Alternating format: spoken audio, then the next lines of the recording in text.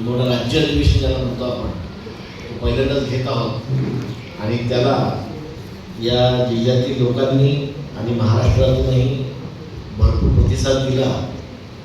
आणि खरं म्हणजे समारोप सत्राला एवढे लोक नसतात, पण तेवढे लोक शेवटपर्यंत टिकून राहिले आहेत. आणि जे काही गेलेत आता, तर त्याची कारणं आहेत की आम्ही आमचं टायमिंग पाळलं नाही म्हणून गेलेत.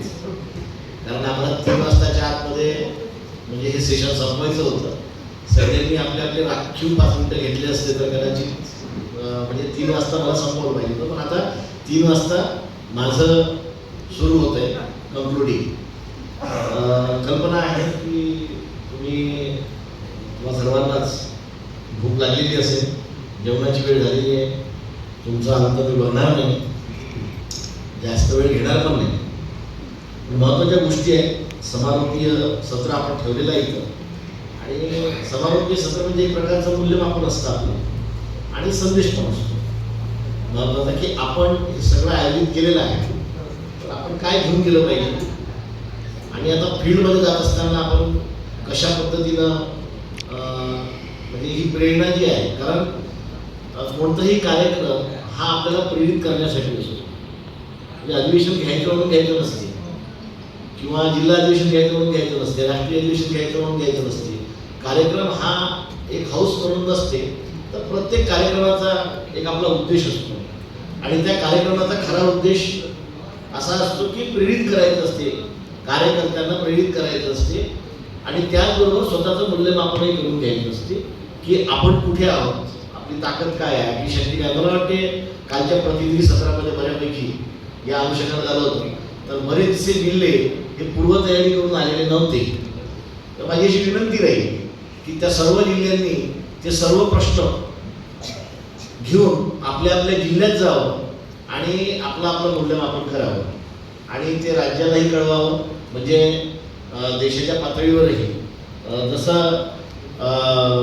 म्हणजे ओबीसी ज्याला नाही ना, म्हणजे आपण म्हणतो की डाटा पाहिजे, डाटा असल्याशिवाय ते मोजल्याशिवाय जसे बाकीच्या काही गोष्टी करता येत नाही, तसंच संघटनेची स्थिती समजल्याशिवाय, संघटनेची म्हणजे स्टॅटिस्टिक आपल्यासमोर आल्याशिवाय आपल्याला काही निर्णय घेता येत नाही. आणि संघटनेनं कोणती मूव करायची आहे, कोणत्या वेळेस कसं काय करायचं आहे, तर पुढची जी रणनीती असते, पुढच्या ज्या स्ट्रॅटेजी असतात, तर त्या ठरवण्याच्या अनुषंगानं फार महत्त्वाचं असतं.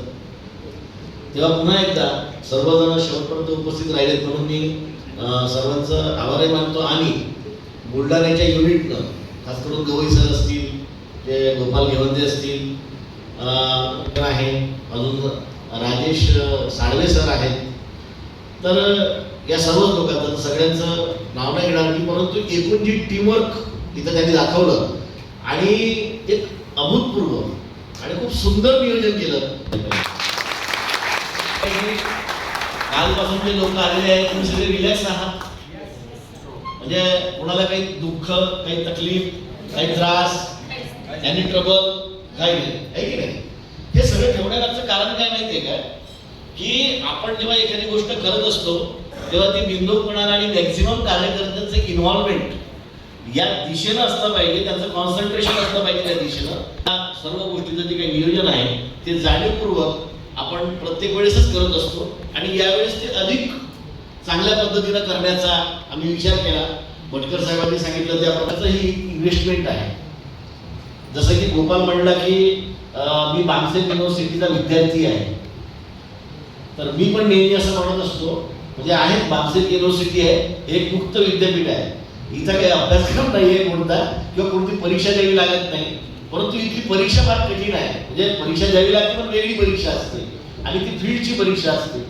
आणि म्हणजे इथं चिंतक कार्यकर्ता लागत असतो, म्हणजे नुसतं कार्यकर्ता लागत नाही, त्याला दोन्ही गोष्टी पार पाडाव्या लागतात.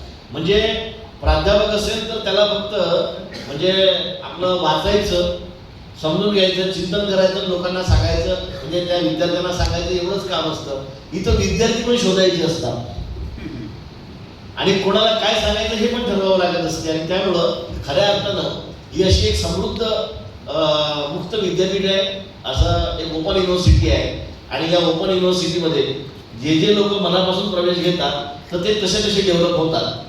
तर त्या अनुषंगानं मी असं म्हणत असतो नेहमी की बामसेल इज नॉट मुवमेंट. म्हणजे मी जेव्हापासून 1991 पासून बामसेलमध्ये काम करतो तेव्हा BAMCEF is not movement, BAMCEF is the source of movement. मला बामसेलमध्ये नेहमी आंदोलनाचे स्रोत दिसत आलेले आहेत. आणि म्हणूनच इथं जे काही बसलेले लोक आहेत, इथं पॉवरविंगचे तायडे साहेब असतील किंवा मूलनिवासी संघाचे आता बोलून गेलेले अंकुशराव असतील किंवा निसर्ग सर असतील सभ्यता संघाचे आणि तिकडे गोपाल हेमंती विद्यार्थी संघाचे, तर ह्या सगळ्या ज्या गोष्टी आहेत. आणि अगदी DK खापर्डे मेमोरियल ट्रस्ट जो निर्माण केलेला आहे त्याचे चेअरमन आमचे बसलेले माननीय BD बोरकर साहेब आहेत की ज्यांचा उल्लेख मगाशी झाला. आणि तो सार्थ उल्लेख आहे की त्यांनी आंदोलन वाचवलं, त्यांनी बामसेलला वाचवलं. आणि खऱ्या अर्थानं या समग्र आंदोलनाला वाचवण्याचं श्रेय मी सुद्धा त्यांनाच देईन की 2003 नंतर त्यांनी जे जाणीवपूर्वक प्रयत्न केले, एक डेमोक्रेटिक ऑर्गनायझेशन, एक डेमोक्रेटिक थॉट घेऊन जे ऑर्गनायझेशन असलं पाहिजे, डेमोक्रेटिक वर्तन असलं पाहिजे आपलं. म्हणजे आपल्या वर्तनात जोपर्यंत डेमोक्रेसी येणार नाही, जोपर्यंत आपण लोकशाहीवादी वर्तन करणार नाही, तोपर्यंत आपण दुसऱ्याला लोकशाहीवादी किंवा लोकशाही शिकवू शकणार नाही. तेव्हा आपल्या संघटनेतच ते डेमोक्रेटिक बिहेवियर असलं पाहिजे, त्याच्यानंतर इन्स्टिट्यूशनल लिडरशिप असली पाहिजे आणि कॉन्स्टिट्यूशनल मॉरॅलिटी असली पाहिजे. या गोष्टीचं जाणीवपूर्वक जे पेनिट्रेशन आहे ते बोरकर साहेबांनी वेळोवेळी केलेलं आहे. आणि त्यामुळं म्हणजे मी त्याचा गुणगौरव करायचा किंवा ते इथं बसले आहेत म्हणून सांगायचं असं नाही आहे. तर हे पेनिट्रेशन केलं, हे कदाचित आणखी त्याच्या अगोदर 10-15 वर्षापूर्वी झालं असतं इतर लोकांकडनं, इतर नेतृत्वाकडनं, तर कदाचित आम्ही आणखी पुढे गेलो असतो. आणि त्यांनी जेव्हापासून हे हातात घेतलं तेव्हापासून संघटनेमधल्या फाटाफुटी, संघटनेमधले जे काही विभाजन वगैरे ज्या काही गोष्टी आहेत ह्या पूर्णपणे थांबल्या जवळपास. म्हणजे विभाजन नावाची गोष्टच राहिलेली नाही. कारण खऱ्या अर्थानं डेमोक्रेटिक बिहेवियरच्या दिशेनं आपला जो प्रवास आहे तो यशस्वीरित्या आपण आज अखेरपर्यंत केलेला आहे. आणि त्याचं जे फलित आहे की आपण आज हे यशस्वी राज्य अधिवेशन बघत आहोत. या यशस्वी राज्य अधिवेशनामध्ये गेल्या 2 दिवसापासून तुम्हाला 3 विषय जे आहेत ते तुमच्या समोर आलेले आहेत. पहिला विषय होता राष्ट्रीयकरणाचा, जो खरं म्हणजे माझा अत्यंत आवडता विषय आहे. आणि मी 1999 पासून त्या विषयाच्या अनुषंगानं नेहमी बोलत राहिलेलं आहे. कारण स्टेट अँड मायनॉरिटीचं जे अध्ययन आहे ते मी जेव्हा LICत गेलो तेव्हापासून म्हणजे 1997 पासून मी स्टेट अँड मायनॉरिटीला हातात घेतलं.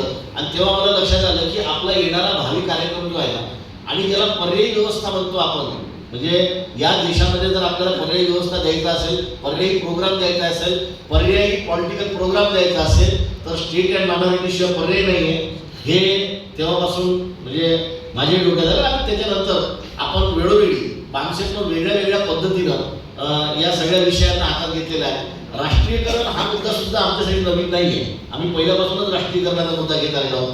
परंतु आता त्याची जास्त गरज आहे. कारण काय असते की जे प्रासंगिक महत्त्वाचं असते आणि त्यासाठी आज हा प्रोग्राम जवळपास सगळ्याच विंगनी आपल्या आपल्या पद्धतीनं घेतलेला आहे. पॉवर विंगनी पण आपल्या पद्धतीनं घेतलेला आहे.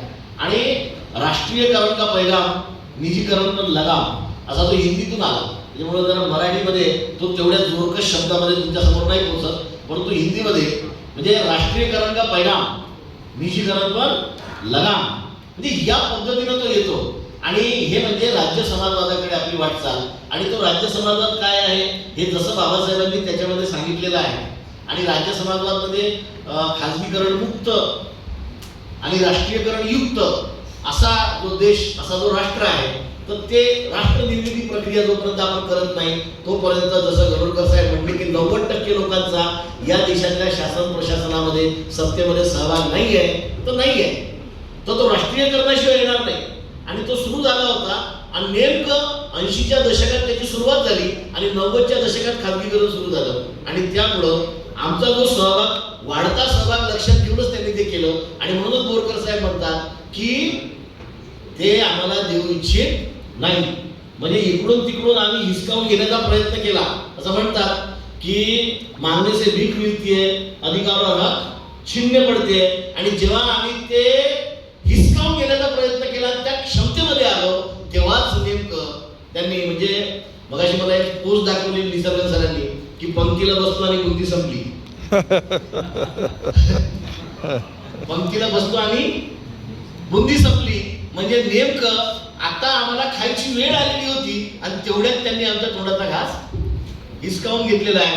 आणि 90च्या दशकापासून या खाजगीकरणाच्या विरोधामध्ये आम्ही सातत्यानं पेनिट्रेशन करत आहोत, चिंतन करत आहोत, प्रबोधन करत आहोत. आणि आज राष्ट्रीयकरणाच्या या मुद्द्यावर ठामपणानं आपण उभे आहोत, त्या वळणावर उभे आहोत. आणि म्हणूनच तो विषय फार महत्त्वाचा होता. मला वाटते स्वतः राष्ट्रीय अध्यक्ष काल इथं असल्यामुळं त्यांनी त्याचा एक दमदार संदेश तुम्हाला दिला असेल.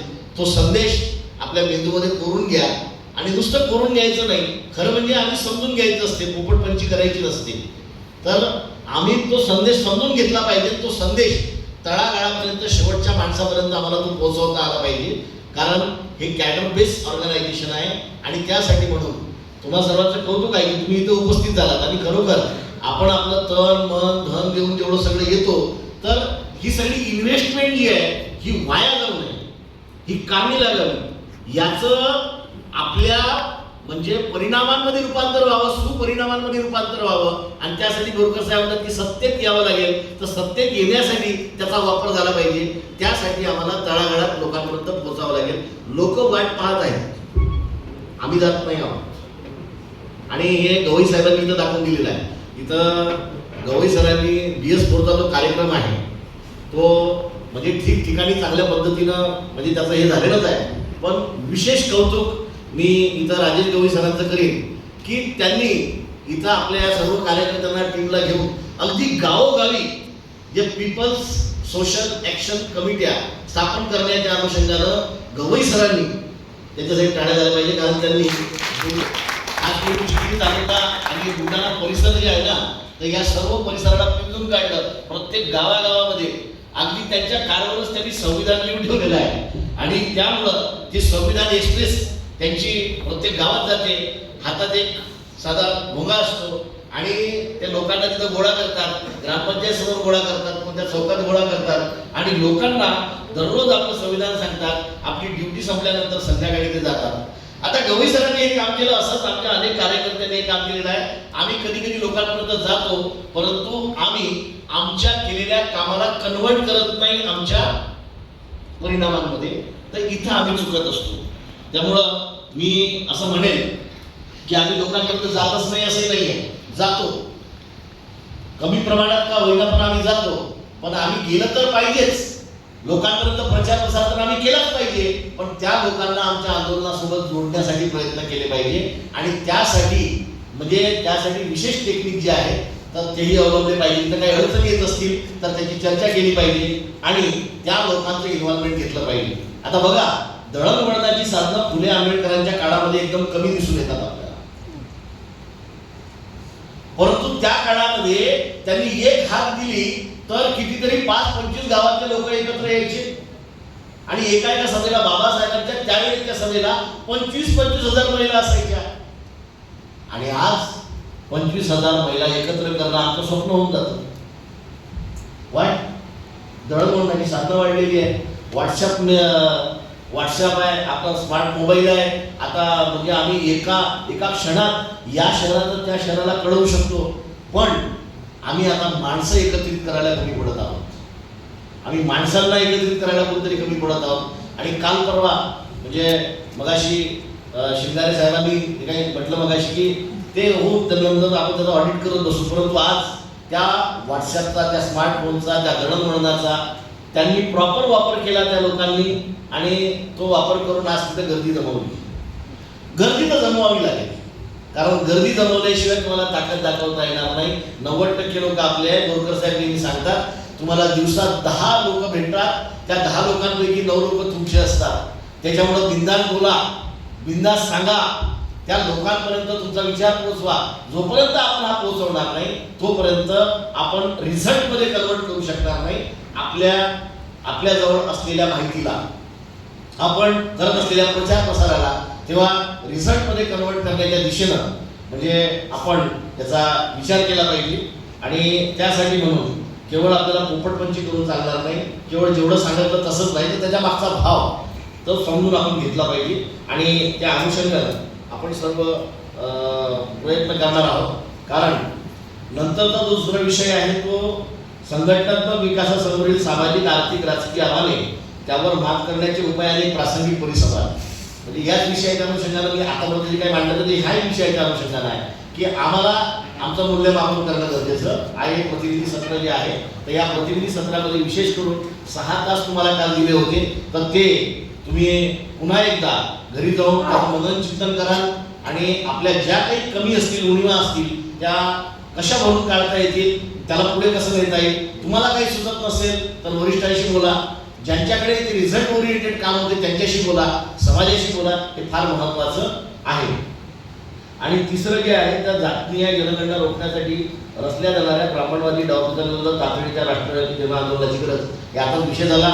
आणि अनेक अतिशय क्वालिटेटिव्ह खरं म्हणजे कालपासूनचे आता कालचे 2 सत्र मी ऐकले नाही, मी काल उपस्थित नाही राहू शकलो म्हणजे मी राज्याचा प्रभारी आहे.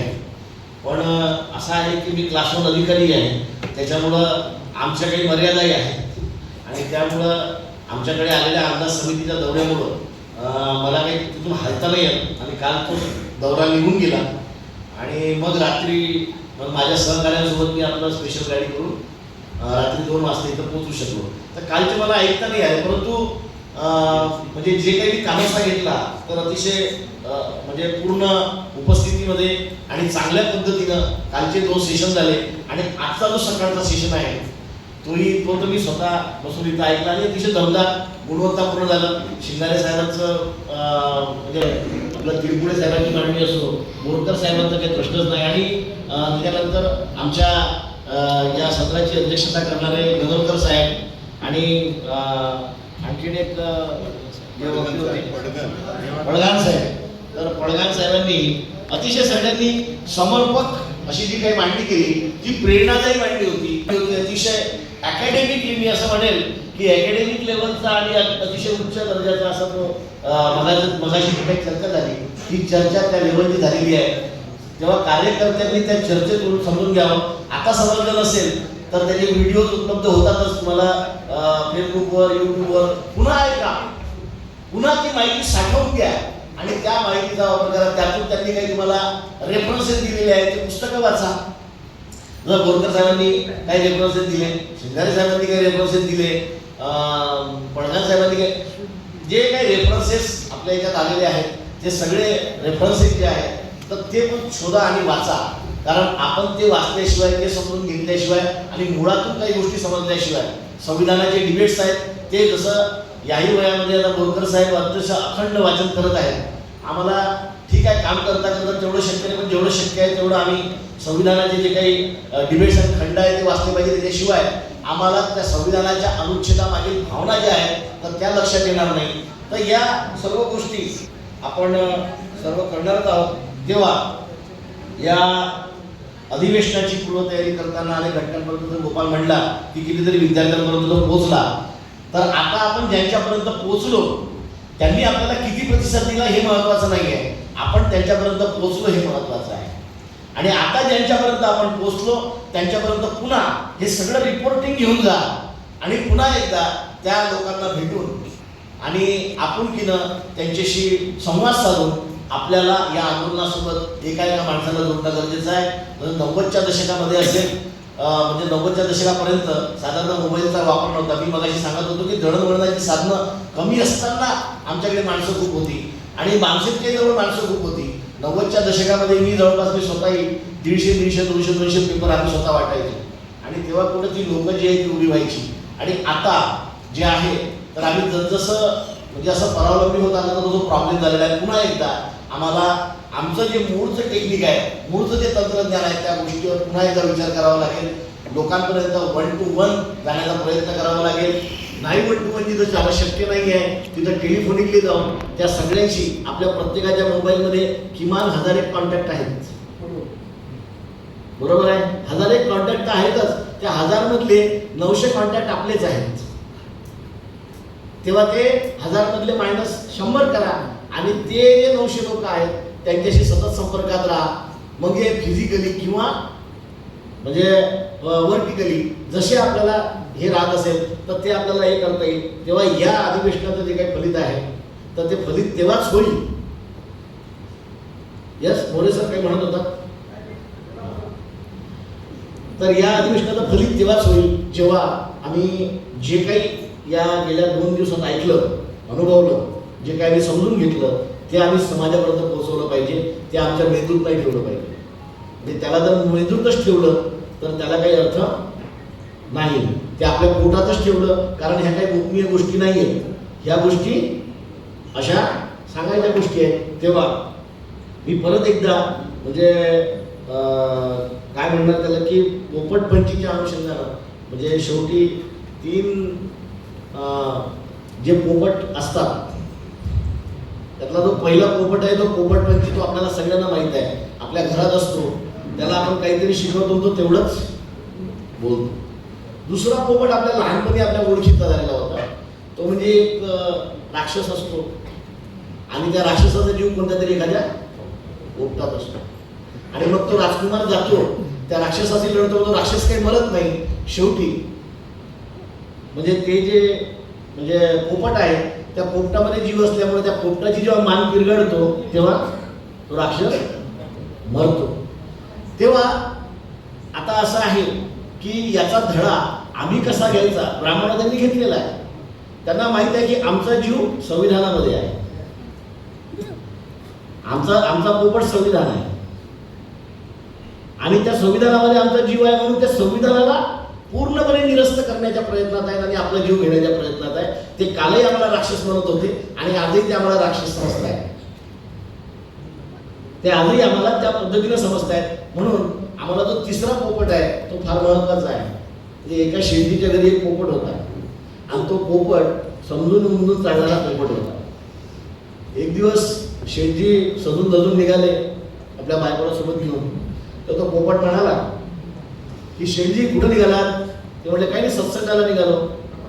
म्हणजे सत्संगाला निघालात? काय असतं सत्संगामध्ये? म्हणजे काही नाही, सत्संगामध्ये आपल्या जीवनाच्या गोष्टी असतात. जीवन कसं जगावं, काय जगावं, मोक्ष कसा मिळतो, मुक्ती कशी मिळते. बरं ठीक आहे म्हणे, आता तुम्ही जातच आहात तर ते सत्संग करणारे जे कोणी गुरुजी आहे त्यांना माझा एक प्रश्न विचारा म्हणे. म्हणजे काय, मला कशी मुक्ती मिळेल? मला मुक्ती कशी मिळेल हा प्रश्न त्यांना विचारा.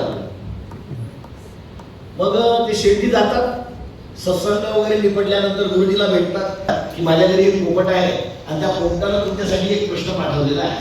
म्हणजे काय प्रश्न आहे? म्हणजे तो असं म्हणतो म्हणजे की त्याला मुक्ती केव्हा मिळेल हे तुम्ही सांगा. गुरुजींनी तो प्रश्न ऐकला आणि गुरुजी निशुद्ध पडले. गुरुजी विशुद्ध पडले म्हणून तो लेण्याचे निर्णय पडले पाहिजे म्हणून आपले शेठी तिथून बाहेर लगेच गडबडीत आले आणि तिकडून येता पोपटाला धरूनच पाहिजे. काय झालं शेठी, एवढे काय घालवलेले आहे? अरे काय बाबा म्हणे, तू एखाद्या दिवशी आमच्यावर आपत आलीशी म्हणे. ते त्याला प्रश्न विचारला गुरुजींना की बाबा म्हणजे त्या आमच्या पोपटाला विचारलं मुक्ती केव्हा मिळेल, तर तेव्हा तुम्ही सांगा म्हणे त्याला मुक्ती केव्हा मिळेल. तर तो विशुद्ध पडला म्हणे. तो पोपट म्हणला ठीक आहे, आता माझं नशीब म्हणे. आणि म्हणून मग शेठी आपले निघून जातात. दुसऱ्या दिवशी सकाळी जेव्हा पिंजऱ्याच्या जवळ येतात शेठजी, तेव्हा पोपट विशुद्ध पडलेला. पोपट विशुद्ध पडलेला पाहून शेठजीला आश्चर्य वाटते की आता काल ते साधू आपलं ते गुरुजी विशुद्ध पडले, आज माझा पोपट विशुद्ध पडला. ते पोपटाचा हळूच आपलं ते पिंजरा काढतात आणि त्या पोपटाला उपचार करण्यासाठी म्हणून त्याला बाहेर काढतात. तेवढा पोपट उडून जातो. पोपट उडून गेल्यानंतर मग आपलं ते शेठजी जरा खिन्न होतात आणि नंतर मग जातात सत्संगाला. सत्संग म्हणजे दुसऱ्या दिवशी सत्संग असतो तेव्हा जातात आणि मग सत्संग वगैरे संपल्यानंतर गुरुजी त्या शेठजींना बोलवून घेतात. मग गुरुजी म्हणतात काय काय म्हणतो तुझा पोपट? काय गुरुजी म्हणे, काल तुम्हाला प्रश्न विचारला, तुम्ही बेशुद्ध पडले आणि आज म्हणे तो बेशुद्ध सकाळी पडला, त्याचा उपचार करायचा तर तेवढा तो उडून गेला. मग गुरुजी हसले, म्हणजे बघ त्याला नुसतं संकेतातून मुक्ती मिळवून घेतली आणि तू गेले हजारो म्हणजे कितीतरी वर्ष झाली माझ्याकडे येतोय सत्संगाला, पण तुला काही मुक्ती मिळवण्याचा मार्ग सापडत नाही. किंवा समजून घेणं महत्वाचं असतं. तो संकेत होता. म्हणजे गुरुजीने काय संकेत दिला, तू निशुद्ध पड, नाटक कर आणि उडून जा. हा जो भाग आहे तर हे संकेत समजून घेण्याच्या गोष्टी आहेत. तेव्हा आपल्या देशात आपल्या अवतीभोवती जे काही चाललेलं आहे तर त्या सगळ्या गोष्टीचे संकेत समजून घेणं गरजेचं आहे. आपली ओळख जी आहे ती मिटते आहे. आपल्या म्हणजे ओळखीला आपलं अस्तित्व जे आहे ते अस्तित्व मिटत आहे. आपल्या अस्तित्वाला कुठंतरी धोका आहे. ह्या गोष्टी आपण लक्षात घेतल्या पाहिजे. मिट रही पहचान तेरी कर जरा एहसास तू ले उठा ले चल कलम लिख नया इतिहास तू. आणि या वाक्यावर मी असं म्हणेल की छेड़ दो जंग नदी के वक्त आ गया तो जंग छेड़ने के लिए तैयार हो जाओ और फील्ड में जाओ और डट के भिड़ो. धन्यवाद. सगळ्यांना शुभेच्छा. जय हिंद, जय निवासी, जय